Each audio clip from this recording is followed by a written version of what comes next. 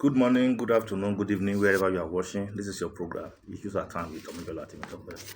Today, we have a lot of issues to quickly look at. Remember, we treated the issue of the former Attorney General of the Federation, Malami, some time ago, the kind of property that was forfeited to Federal Republic of Nigeria, and his appeal, his imprisonment, his release, and you know, being rearrested by the DSS for another offense entirely from money laundering and financial misappropriation. Now, I want to quickly go to China. Now, there's a particular man in China. His name is Tang Yiyon. He was the former Minister of Justice for China. The man is 64 years old. He was Justice Minister for China between year 2020 and year 2023. Now, this man was accused of taking bribe, and the total. He was also governor. He was governor of Liaoning province between 2006 and 2022. You know, the Mr. Tang has been in government space and has been performing one function of the other for the people of China. But he was arrested and he was prosecuted. What was his offense? He took the bribe of $20 million, approximately $20 million. That was the total money that they found in his account that it does not belong to him, that he didn't earn legitimately.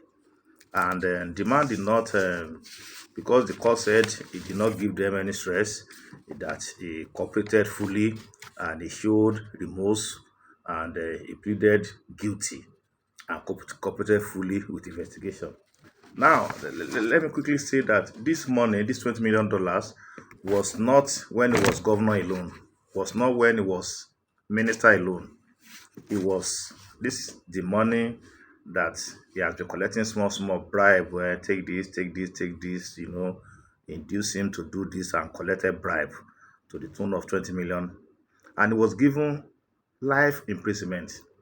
This man was sentenced to life, and the court in China said that what he did has caused extremely serious damage to the interests of the state and the people of China. The action that he took for collecting bribe has caused serious damage to the interests of the state of China and to the people of China. $20 million. Look at what our people are doing here. I think federal government or whatever, I think we should imbibe the system of China, because if a man can take a bribe of 20 million between almost 10 for the space of almost 10 years, and he was sentenced to life imprisonment without option of fine. So there's no need that he will still go to appeal, go to Supreme Court, and the case will linger for 1 million years and he will enjoy his money. No, not like that. Not like that in the case of China. And we can see why China is taking over the economic power of the world. You can see why China is taking over the trade investment power of the world. You can see why China has risen now to world power in terms of, economic control, in terms of all this, trade and investment. Now that's China for you.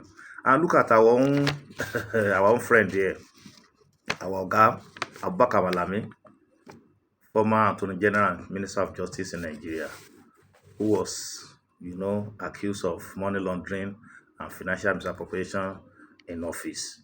And a quite number of properties were seized from him. And the lawyer came to court on Monday, Malami's lawyer came to court on Monday and justified why they should return 3 of the houses back to Abubakar Malami. I was surprised. I was so surprised that the man can say that 3 of the 57 properties seized by EFCC were legitimate properties.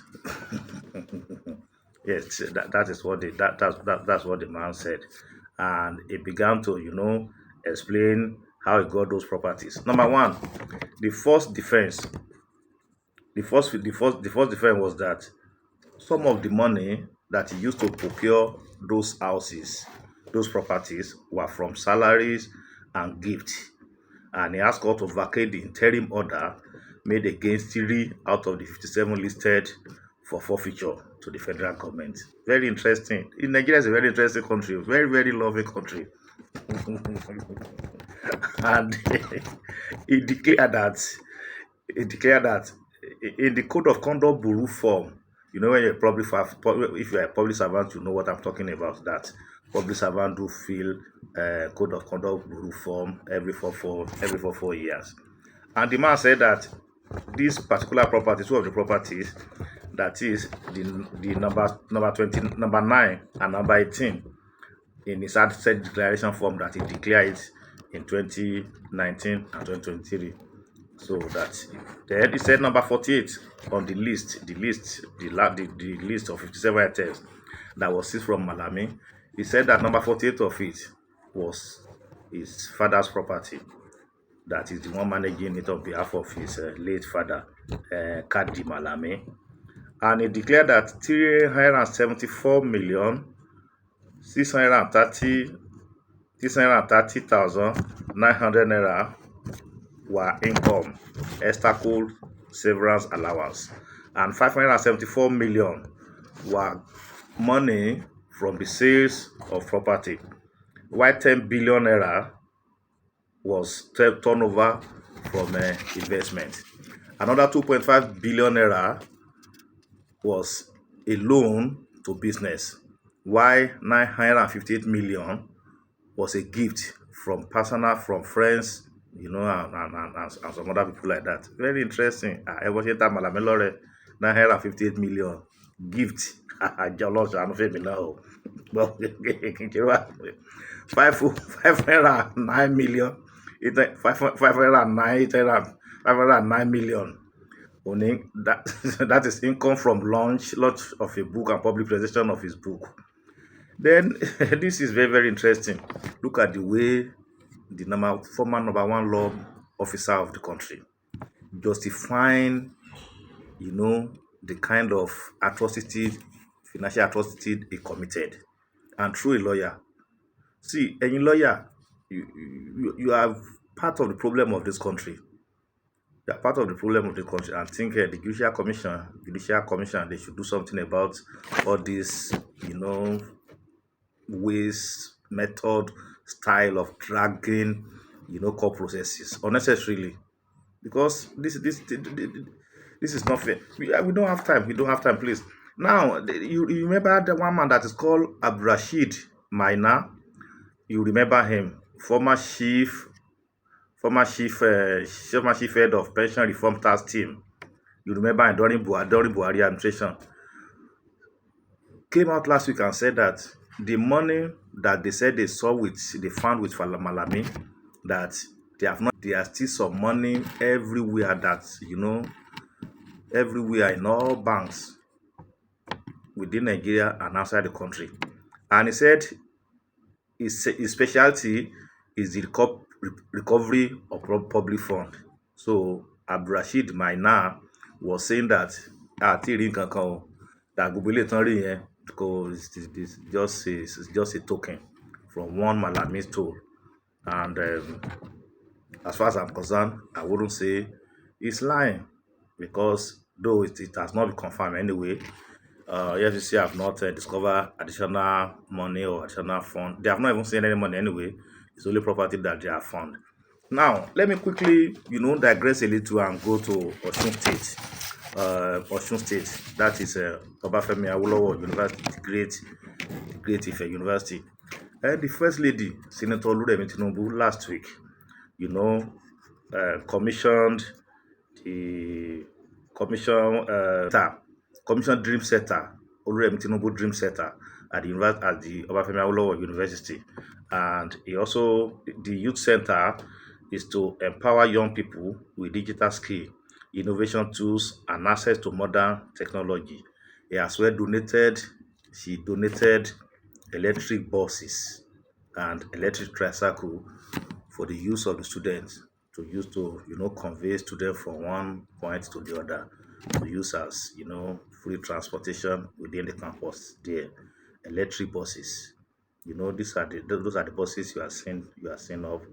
That was what Senator Oluremi Tinubu, that was what she did, and this is highly commendable.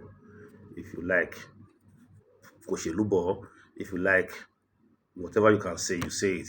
But as far as I'm concerned, this is highly commendable, and I think this should be seen in the media than all those negative news that we are carrying about. The Yoruba will say, tí èèyàn bá ṣe nǹkan tó dáa, we should commend him. I mean, ó máa ń jẹ́ kó rí èèyàn wú. What she's doing is highly commendable. And I want to use this message to say thank you very much, man. God continue to bless you. God continue to bless Federal Republic of Nigeria. Those buses, kò ṣe àwọn Tinubu family láwọ̀ o. Those tricycles, kò ṣe àwọn Tinubu family láfi gbé o. But this woman, she's doing what is expected of her, and we give kudos to her. Oni of Ife and other dignitaries were there when she commissioned this Oluremi Tinubu Dream Center, where young people, students, can acquire skill and get skill, modern technology, access to modern technology. So that is the program. We have our time has fast spent. Thank you very much for being here, and God bless you. God bless Federal Republic of Nigeria. Thank you very much. See you next time.